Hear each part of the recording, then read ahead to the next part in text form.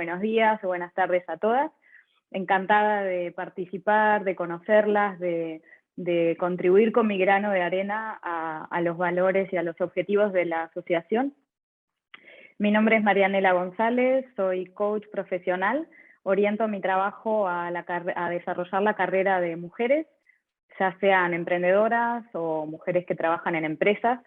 Soy coach hace más o menos 6 años. Antes me dedicaba a desarrollar negocios para empresas que exportaban servicios, productos, o que desarrollaban servicios en el extranjero. Desarrollé esa carrera durante 18 años y justamente el gran cambio para el coaching profesional fue querer trabajar con mujeres, fue orientar mi trabajo a algo que estuviera más en línea con mis valores y con lo que quería hacer, en ese momento, algo más que tuviera más sentido para mí. En los últimos años, como parte del trabajo de coach, escribí un libro que se llama Osadía, Uruguay tiene voz de mujer, que tiene también que ver con el desarrollo profesional de mujeres y justamente, como lo dice el título, con impulsar la osadía y impulsar la ambición en todas las mujeres. Ese es el objetivo del libro.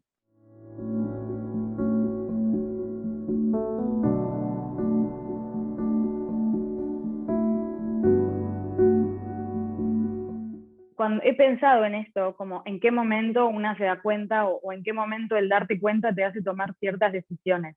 Y en realidad creo que me di cuenta desde muy joven, porque se me trataba diferente a mí. Yo soy hija única, no tengo hermanos, pero sí tengo primos que son como mis hermanos, y tanto en las relaciones familiares, tanto dentro del seno de la familia como más adelante a nivel laboral, siempre me di cuenta que habían diferencias de trato, que por ser mujer, y solo por el simple hecho de ser mujer y ser hombre, el trato era diferente y se me hacía injusto. Entonces, desde niña empecé a rebelarme contra eso, desde joven empecé a tratar de entender por qué. Entiendo las explicaciones que son culturales, hay explicaciones de contexto, y siempre ha sido parte de mí. Entonces no hay un momento detonante, digamos, de ahora me di cuenta.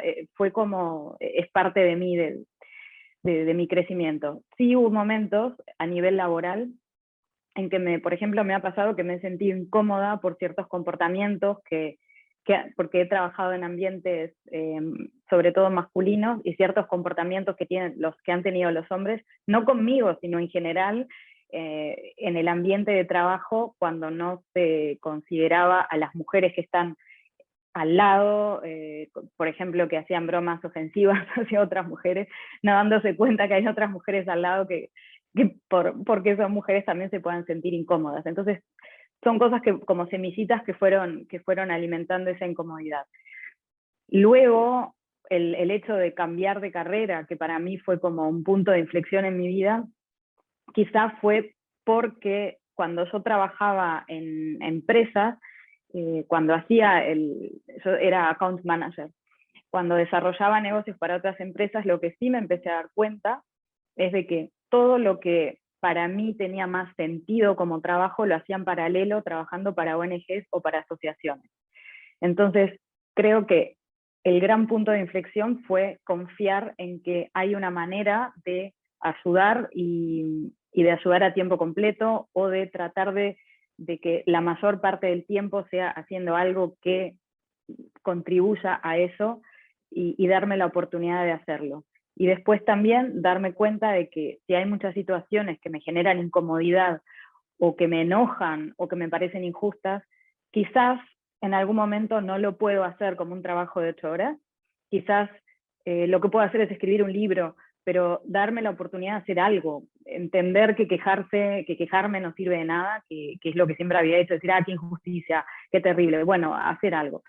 Creo que eso para mí fue el cambio más grande, y llegó con el libro. Quizás también haya sido otro punto de inflexión, tener ese impulso de decir, esta situación me cansa, ¿qué puedo hacer? ¿Qué está en mis manos? Y simplemente, sin medir el resultado, hacerlo.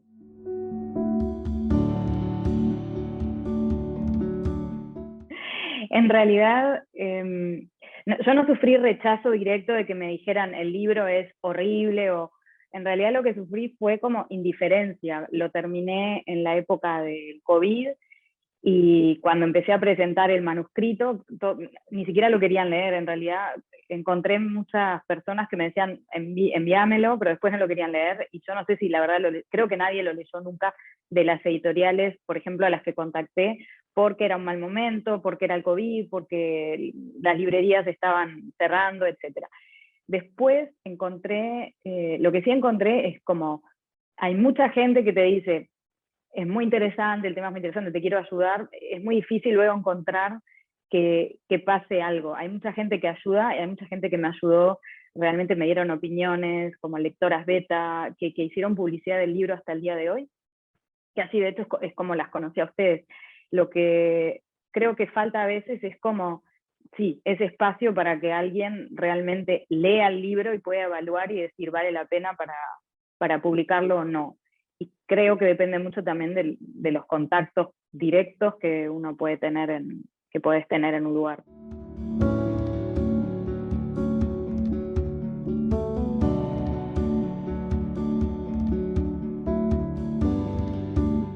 Empezó porque justamente hacía muchos años que yo veía en las revistas o en los medios de comunicación, veía esa frivolización de la mujer a la que en algún momento, viviendo en Uruguay, creo que cuando lo veía no lo pensaba como tal porque estaba acostumbrada a verlo. Entonces a veces me parecía raro, pero era parte cotidiana. Cuando me fui a Uruguay y viví en otros países, hay países en los que no se ven ese tipo de publicaciones, donde se representan tanto a las mujeres solo por su belleza, solo o porque por situaciones que no tienen que ver con su talento o con su inteligencia. Entonces, cuando volví a Uruguay, se me hacía chocante ver en los kioscos o en los medios mujeres representadas como idiotas, que no son idiotas, o sea, quiero decir, personas normales de las cuales se revela un lado y además se las caricaturiza como si fueran tontas. Y me enojaba muchísimo. Y una de mis visitas a Uruguay se había dado que, por un lado, había encontrado en línea, había conocido los perfiles de muchas mujeres increíbles, uruguayas, que hacían proyectos tremendos, y cuando iba y hablaba con mis amigas me decían, no tengo idea quién es, no la conozco, y yo, qué lástima, porque esta mujer está trabajando con la NASA y cómo nadie la conoce. Y después me pasó también de estar visitando una amiga, y ese fue el hecho puntual que hablo en la introducción del libro. Estaba visitando una amiga, había un programa de televisión de fondo, yo creo que ella había dejado la tele y se había olvidado de apagarla, y estábamos charlando y de pronto veo en la tele una emisión donde se presenta una mujer y realmente era como una caricatura, porque pasó como 20 minutos mostrando ropa y mostrando un poco la panza y cómo puedo hacer esto para que quede más sexy. Y yo pensaba, ¿por qué a las 3 de la tarde se paga para ver esto? Cuando hay tantas cosas que se podrían contar de tantas mujeres que se podrían presentar hablando de temas interesantes. Y en ese momento, mi amiga estaba con su hijito y me hizo pensar en mi prima, que era chiquita, bueno, sigue siendo chiquita, pero era bebé en ese momento, y pensé, qué horror si prende la televisión y ve esto. Y pensaba, qué horror que crezca con este tipo de modelos, solo porque esto es lo que representan los medios, que no es real. Entonces, de ese día quedé súper enojada y me fui a casa y pensé, ¿qué puedo hacer? ¿Qué puedo hacer? Y por eso es lo que decía antes, dije, bueno, en vez de enojarme y quejarme, voy a hacer algo. Y empecé a pensar, ¿qué? Entonces dije, bueno, voy a hablar de estas mujeres que yo sé que existen y las voy a hablar, voy a poner sus perfiles en alguna parte, las voy a entrevistar y voy a democratizar esos perfiles en Uruguay. Y como no se me ocurría otra manera de hacerlo, dije, bueno, hago las entrevistas y escribo un libro. Y lo empecé así como realmente impulsivamente, sin ningún plan, sin ninguna estrategia y sin saber cómo escribir un libro. Y empecé con las dos primeras que conocía, y ahí seguí.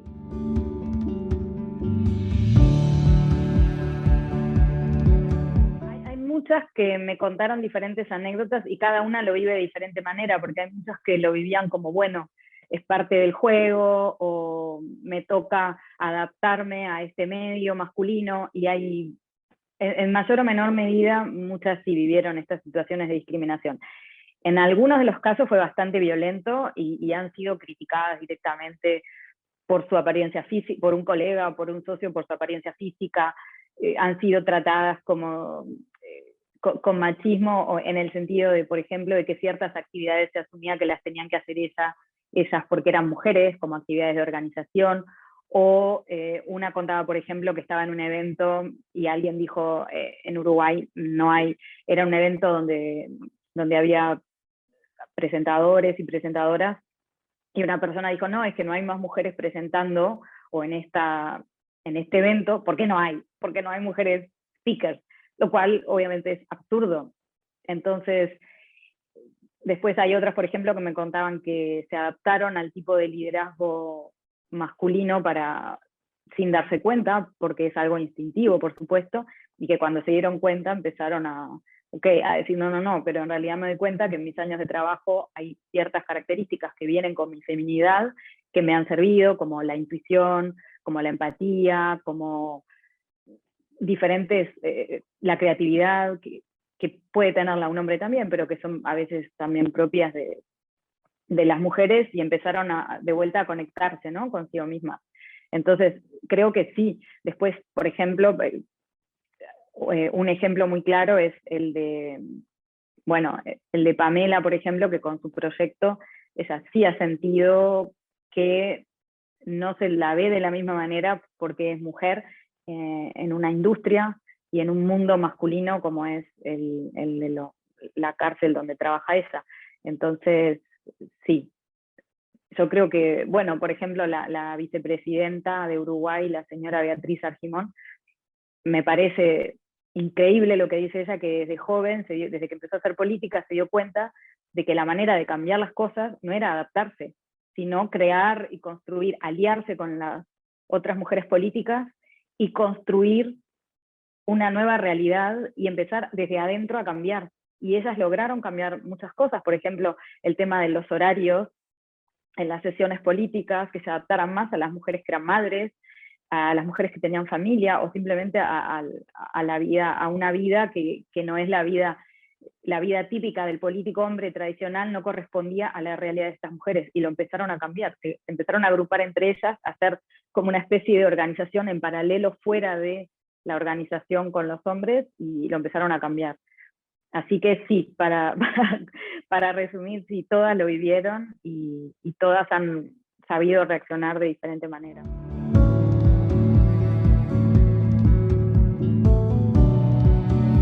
Tengo un tema con esa palabra, porque yo la usaba mucho porque es muy difícil encontrar otra palabra que quiera decir lo que quiere decir empoderamiento, ¿no? Que es como, okay, recuperar tu poder. Y así es como la veo. Porque en realidad empoderamiento significa como si vos no tuvieras ciertas cualidades o que no las tenemos y que alguien nos tiene que venir a empoderar. Entonces, antes la usaba y ahora sigo tratando de encontrar cuál es la palabra, y en general trato de no usarla.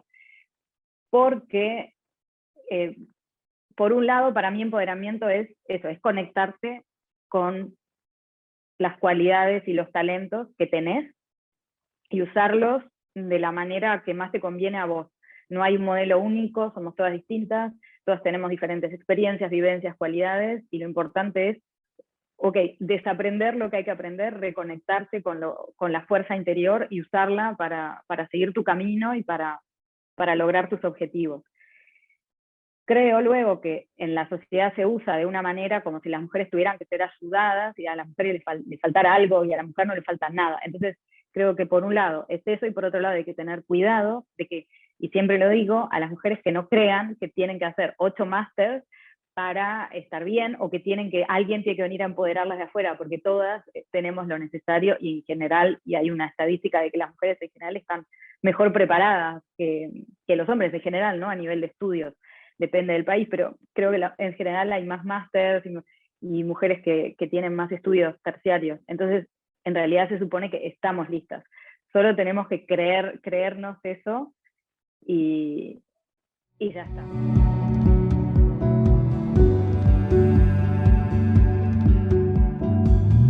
Sí. En realidad, por ejemplo, yo voy evolucionando a través de los años y para mí personalmente el éxito, mi definición de éxito ha cambiado. También me di cuenta que al hacer las entrevistas, que son perfiles muy distintos, va desde vicepresidenta de la República a una mujer que tenía y tiene como sueño crear un Cat Café, que es una asociación en la que no es una asociación, pero quiere decir es un negocio en el que no gana dinero y que el espíritu es ayudar a los animales. Entonces, de las entrevistas lo que me di cuenta es que, primero y de mi experiencia, que la definición del éxito es muy personal y que hay que tener cuidado con eso, que no puede ser definida desde afuera y que no tenemos que dejarnos llevar por lo que dicen los medios, por lo que dicen las redes sociales, de lo que es el éxito y de cómo se mide. Eso primero. Porque si no podemos ser muy infelices. Si yo pienso que el éxito es ser directiva de una gran empresa y no es mi personalidad y no es mi sueño, y paso toda mi vida persiguiendo eso, el día que lo tenga me voy a dar cuenta de que no soy feliz. ¿Y por qué? Porque no era mi camino, porque no me correspondía. Y es difícil, me parece muy difícil porque sé que hay mucha presión de la sociedad de qué debe ser el éxito. Entonces, primero eso. Y después, asociado al éxito, también me di cuenta de que como mujeres no somos tampoco tan distintas, independientemente del trabajo, que todas al final tenemos desafíos y deseos similares, y que al final todas queremos, ¿no? Y todos queremos ser felices, sentirnos en paz, sentirnos plenos, tener una vida, querer y sentirnos queridas. Y que cada uno lo va llenando de diferente manera. Entonces el trabajo, por ejemplo, es una parte del éxito, no es lo único. Está el trabajo, la familia, la vida social, todas las dimensiones de la vida de una persona, que creo que al final la persona más exitosa es la que tiene todas esas dimensiones en equilibrio. Una linda vida social, vida de pareja o no, depende de lo que quiera, o estar solo, pero una vida personal rica, un trabajo satisfactorio, y luego, bueno, cada uno le pone los ingredientes que necesita.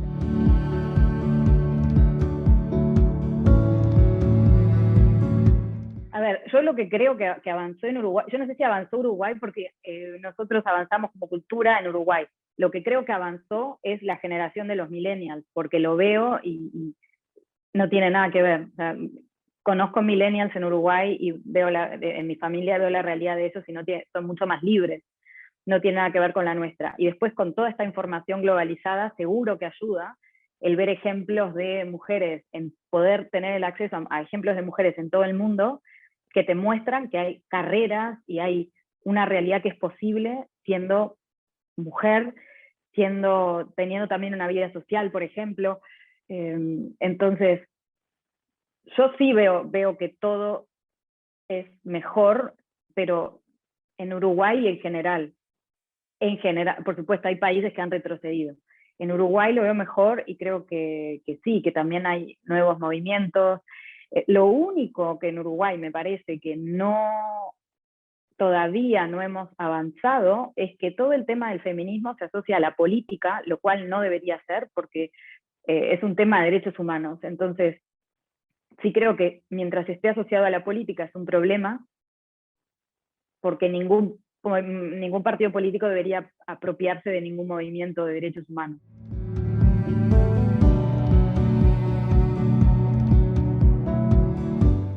Siempre, cuando empecé a trabajar con mujeres, pensaba que para que cambien las cosas, las mujeres tienen que estar en puestos de toma de decisiones.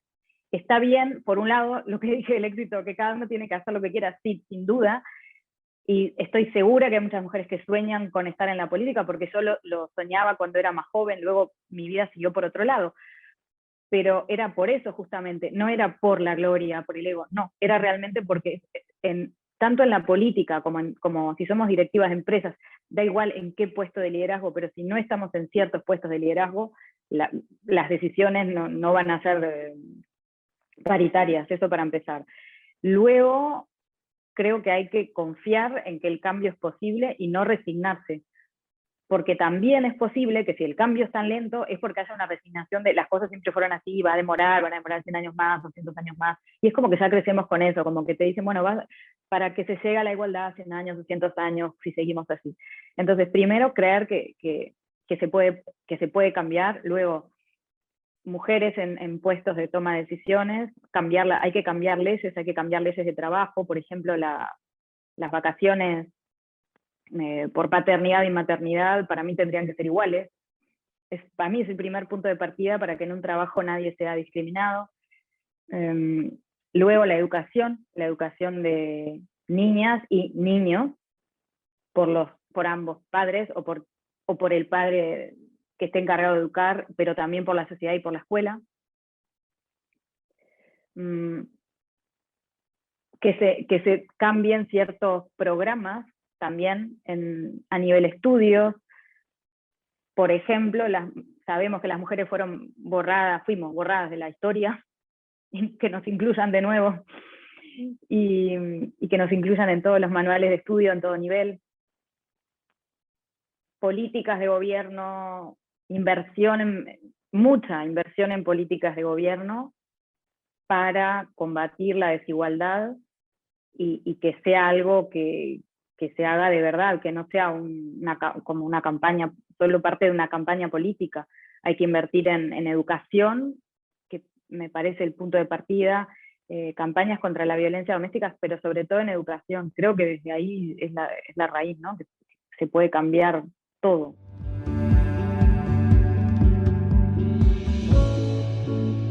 Lo que les diría, bueno, primero es que si están estancadas, que busquen ayuda, donde sea. Porque cuando buscamos ayuda se abren puertas y es ahí que aparecen soluciones. Entonces, la ayuda puede ser una amiga, puede ser un profesor, puede ser un pariente, puede ser una escuela, un evento de networking, puede ser una red social, no importa. Que no tengan vergüenza, hombre, mujer, da igual, que pidan ayuda, porque es ahí donde una persona te va a decir, yo conozco a tal, que conoce a tal, y se abren puertas en todos los sentidos. No directamente quizás para un trabajo, pero para una formación o para alguien que conoce a alguien. Entonces, no aislarse, eso es lo primero. Luego, que crean en ellas, porque si podemos imaginar algo, si hay algo ahí es porque realmente tenemos que hacerlo y porque podemos hacerlo. A veces también tenemos expectativas muy altas, entonces queremos avanzar y decimos, bueno, como no llego, pienso que esto no sirve. Bueno, quizás esto es para dentro de 20 años, quizás queremos todo muy rápido, ¿no? Quizás también hay que aprender, y también me lo digo a mí misma, tener paciencia, disfrutar del camino y pensar que es un paso después del otro.